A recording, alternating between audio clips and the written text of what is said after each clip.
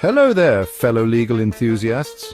Tonight we delve into the intriguing world of de facto and de jure.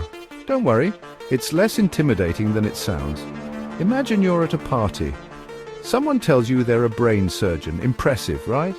That's their de jure status. What's written on paper, their official title. But then you see them struggle to open a pickle jar. Turns out they're a brain surgeon in a dog food commercial. That's their de facto status, the reality of their situation. In essence, de jure is about what should be according to law or official designation, while de facto is about what actually is, regardless of official status. Think of it like this. Your friend who borrows your Netflix password. De jure, they're breaking the terms of service. De facto, they're your best friend who just happens to enjoy premium streaming without the premium price tag. Now, let's take this legal escapade to the colorful land of Indian governance. Buckle up. In the grand Indian democratic theatre, the president holds a position of immense de jure authority.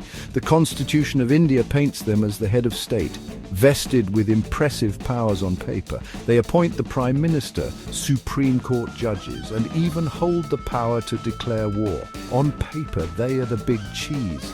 However, and here's the catch, much like that friend who swears they'll start paying for Netflix next month, the president's power exists largely on paper. In the real world, they primarily act on the advice of the Prime Minister and the Council of Ministers. Think of it like a reality show where the contestants have all the power, but a producer is whispering in their ear what to do. The president's role, while crucial for ceremonial and symbolic purposes, often takes a back seat in the rough and tumble of everyday governance.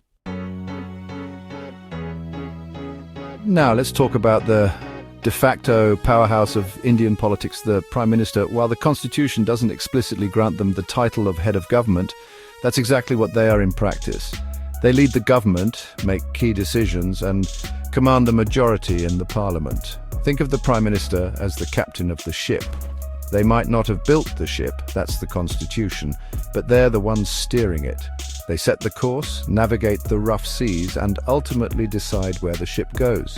The Prime Minister's de facto power stems from their ability to command a majority in the Lok Sabha, the lower house of Parliament. This control allows them to push through legislation, influence policy, and essentially run the show. So we have the President, the de jure head honcho, and the Prime Minister, the de facto captain of the ship. How do these seemingly contradictory roles coexist in the Indian political landscape? It's like a carefully choreographed dance where both partners have their parts to play. The President, while wielding limited practical power, acts as a crucial check on the Prime Minister and the government. They ensure that the Constitution is upheld and that the government doesn't overstep its boundaries. Think of them as the wise old sage, offering guidance and keeping everyone in check. The Prime Minister, on the other hand, provides the dynamism and direction that a modern democracy demands. They respond to the needs of the people, make tough decisions, and keep the wheels of government turning. Understanding this delicate balance between de jure and de facto is essential for anyone trying to grasp the intricacies of Indian governance. It's a system built on both the letter of the law and the realities of political power. And it's this unique blend that makes Indian democracy so fascinating.